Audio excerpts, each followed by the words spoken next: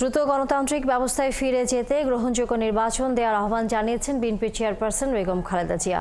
বিএনপির এতদিনের সংগ্রাম যেন বিফলে না যায় সেজন্য দলের নেতাকর্মীদের সতর্ক থাকার পরামর্শ দিয়েছেন তিনি।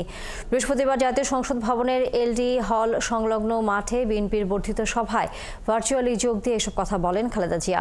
সভায় যোগ দিয়ে দলের ভারপ্রাপ্ত চেয়ারম্যান তারেক রহমান বলেন, জাতীয় ঐক্য ও নির্বাচনের পরিবেশ নষ্টের ষড়যন্ত্র চলছে। সবাইকে সতর্ক থাকার আহ্বান জানিয়ে তিনি বলেন, সংস্কার ও স্থানীয় নির্বাচনের কথা বলে জনগণের সামনে ধূম্রজাল সৃষ্টি করা হচ্ছে।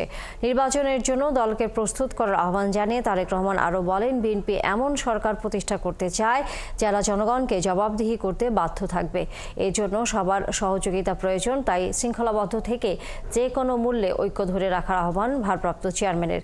বিএনপির বিরুদ্ধে যে ষড়যন্ত্র চলছে তা মোকাবেলা করে কিভাবে দলকে শক্তিশালী করা যায় সেদিকেও খেয়াল রাখার পরামর্শ দেন তারেক রহমান।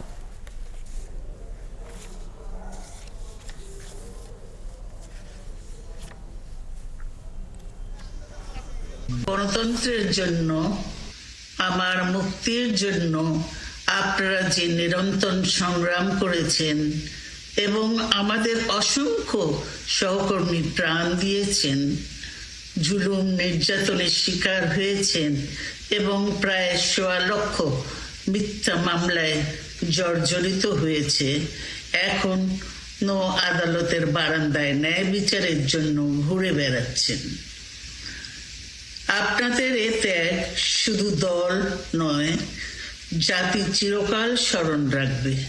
রাষ্ট্র মেরামতের ন্যূনতম সংস্কার দ্রুত সম্পন্ন করে গণতান্ত্রিক ব্যবস্থায় ফিরে যাওয়ার জন্য সকলের কাছে গ্রহণযোগ্য একটি নির্বাচন অনুষ্ঠান সম্পন্ন করা। রাষ্ট্রের স্বাধীনতা এবং নিরাপত্তার জন্য জনগণের রাজনৈতিক ক্ষমতায়নের কোনোই বিকল্প নেই। রাষ্ট্র এবং সমাজে জনগণের রাজনৈতিক ক্ষমতায়ন নিশ্চিত করার পূর্ব শর্ত হল প্রতিটি নাগরিকের ভোট প্রয়োগের অধিকার বাস্তবায়ন, এবং এ লক্ষ্যেই একটি রাজনৈতিক দল হিসাবে বিএনপি বারবার জনগণের ভোটে জনগণের কাছে দায়বদ্ধ সরকার প্রতিষ্ঠা করার লক্ষ্যে জাতীয় নির্বাচনের দাবি জানায়।